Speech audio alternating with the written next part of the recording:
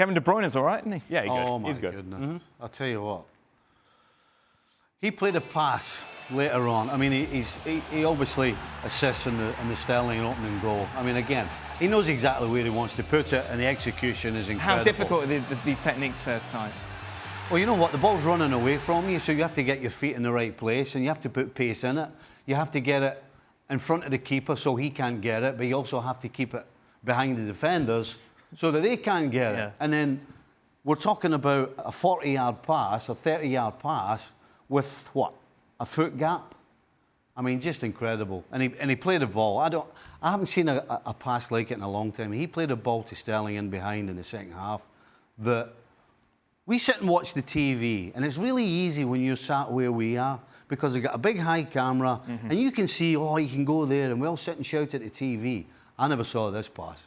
He put it inside two defenders for Sterling running round, and only because of Lloris coming out off his line sharp, it would have been one hell of a goal. But the pass was just and the delivery of the pass is one thing, one aspect of his game, but it's the movement of the ball and the position that he puts in defenders and midfielders that are trailing, because he gets in between those two lines and then runs from the inside out and in behind, now attracts the center back out into an area that they don't want to go into, and that creates a space in the near post that Sergio Aguero can run into.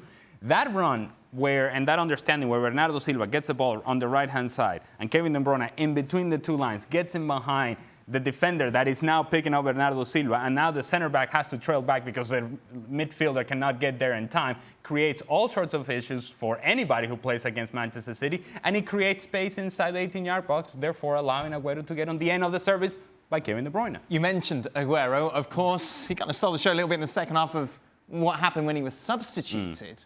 Him and Pep Guardiola clearly exchanging words. This would go on quite a bit off camera, apparently. Oh, shock horror. Star player not happy at getting substituted. I mean, it's never changed. The problem today is there are so many cameras everywhere that everybody sees everything. This has been going on for 100 years, and it's not a surprise.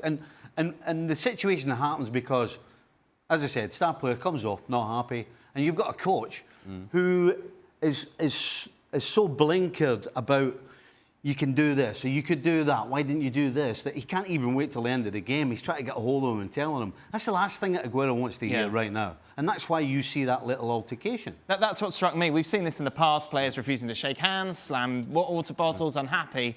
But normally the coaches just kind of focus back on what's going on the pitch and let him kind of sulk behind him. Guardiola kind of added fuel to this situation, didn't he, by the way in which he reacted? Yes, and not every coach is Pep Guardiola that wants to have this dialogue. And if you're Sergio Aguero and you're taking me off the field and now I'm coming off and now you want to have this conversation and this discussion and explain to me and do this and all this, movements over here and over there. I'm like, get out of here, dude. Yeah. Just go coach the team. Let me go sit down. You wanted me to sit down? I'm going to go sit down. No, as a player, you don't want to have that conversation right then and there. You're disappointed that you're coming off as it is.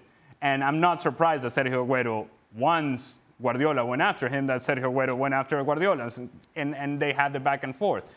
Any other player, perhaps a lesser player, would have just kind of kept going, okay, Pep, okay, coach, you got it. Aguero's like, nah, I'm not having it right now. Eventually, they hugged. Everything was great. They kissed and made up, and it was great. Until the VAR took the goal away. If you didn't see the game and just saw the score 2-2, you thought, oh, that's 2 drop points for City.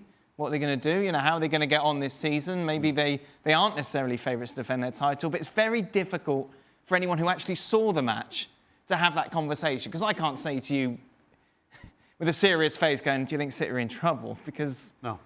Was it just one of those days? Every so often, football throws at you that sometimes you just don't get what you deserve for a variety of reasons. And if ever you needed an example of that, it's today. Because as a football match, this was one-sided. I mean, you talk about just missing the cherry on the top by putting the ball in the back of the net. Because if you're impartial, if you just like watching games of football, I'll tell you what, just keep watching this. It's absolutely sublime.